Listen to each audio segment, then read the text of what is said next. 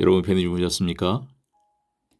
자, 오늘도 하루의 첫 시간을 하나님께 기도하기 위해 나오신 여러분들께 하나님의 은혜가 하나님의 풍성한 복이 임하시기 바랍니다.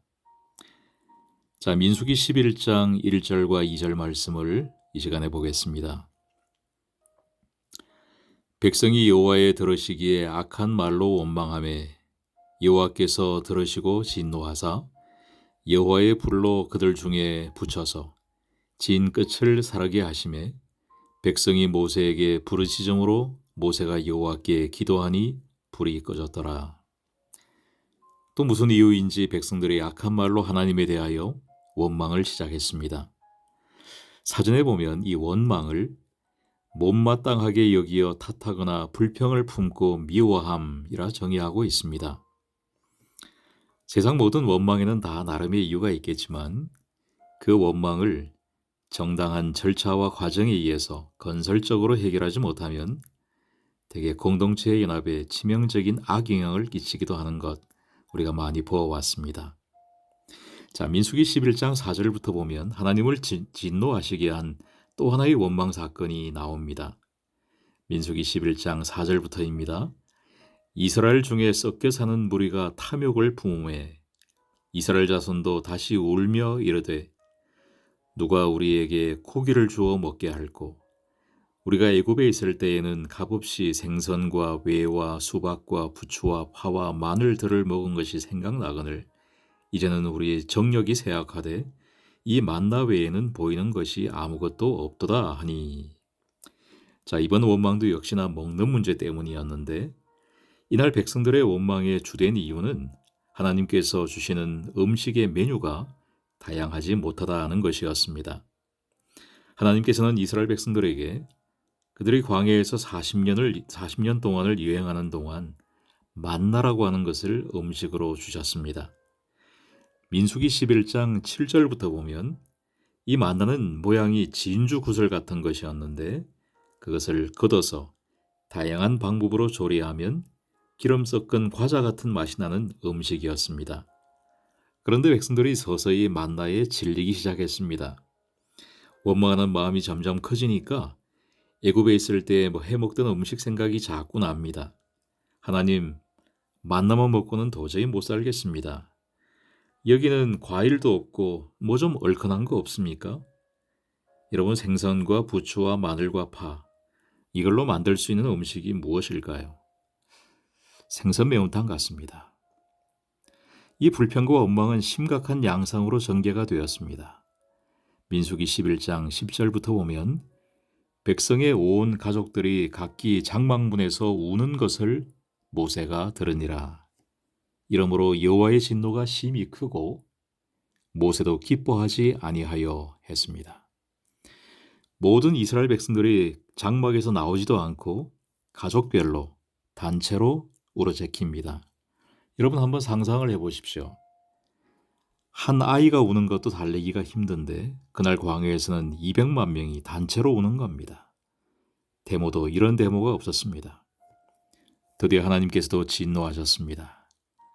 근데 여러분, 하나님께서 진노하신 직접적인 이유가 무엇 때문이었을까요? 고기 구한 것 때문이었을까요? 아니었습니다.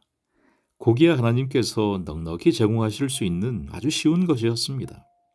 하나님께서 진노하신 직접적인 이유는 하나님의 구원에 대한 백성들의 무시와 불평 때문이었습니다.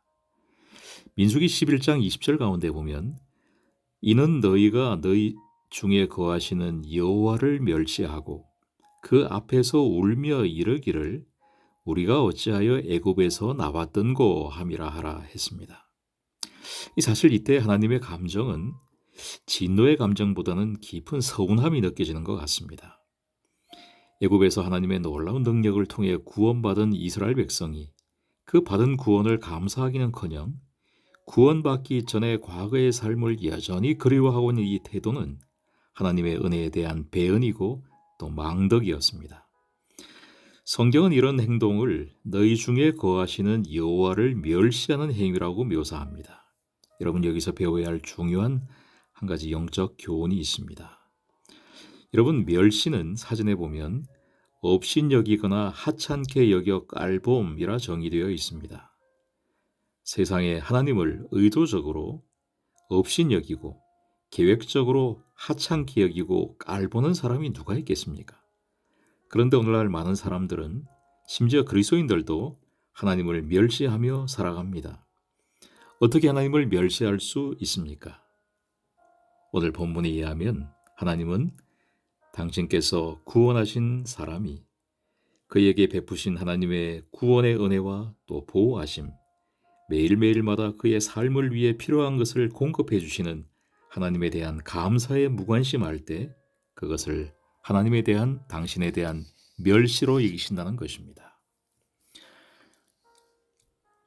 이스라엘 백성들의 아침마다 장막문을 열고 나오면 지천에 깔려 있었던 만나는 백성들에게 일용할 양식으로 반드시 먹이시겠다고 하는 하나님의 사랑의 정표였습니다.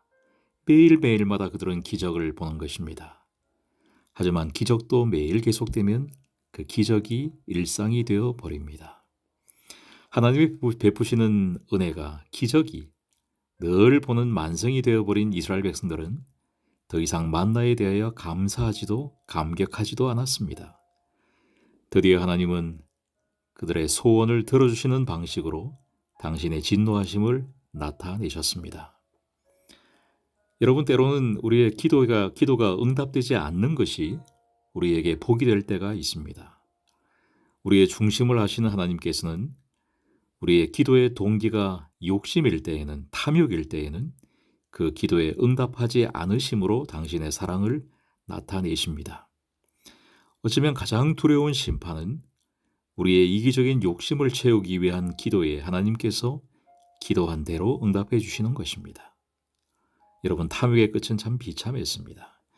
민수기 11장 33절 34절 말씀에 고기가 아직 이사이에 있어 씹히기 전에 여호와께서 백성에게 대하여 진노하사 심히 큰 재앙으로 치셨으므로 그곳 이름을 기브롯 핫다와라 칭하였으니 탐욕을 낸 백성을 거기에 장사함이었더라 하였습니다.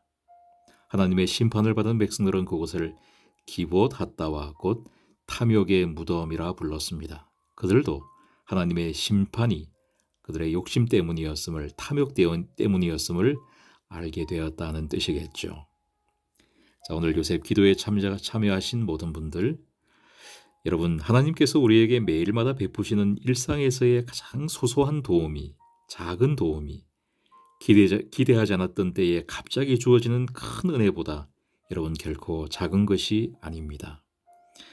감사가 없는 일상의 생활이 하나님을 슬프게 하고 나아가 하나님을 멸시하는 것일 수 있음을 기억하고 하나님께서 베풀어 주시는 가장 작은 것에 감사하고 일상의 평범함에 감사하고 우리의 매일의 삶에 만족하며 기쁘게 지내시게 되기 바랍니다. 청지기에게 보내는 권면 80페이지에 있는 말씀에 이런 말씀이 있습니다. 감사의 정신은 우리가 그것을 나타낼 때에 더욱 깊어지고 감사가 가져다 주는 기쁨은 우리의 영혼과 육체의 생명이 된다 하였습니다. 감사의 정신, 얼마나 좋은 것인지 모릅니다. 우리의 일상의 삶 속에서 하나님을 향한 감사가 넘친 저와 여러분이 되시기를 바랍니다. 여러분, 오늘도 이 귀한 시간을 주신 하나님께 감사하면서, 기도의 시간을 주신 하나님께 감사하면서 오늘 하루의 모든 생애 속에서 하나님에 대한 감사가 풍성한 행복한 하루의 삶을 사시게 되기 바랍니다. 여러분, 감사합니다.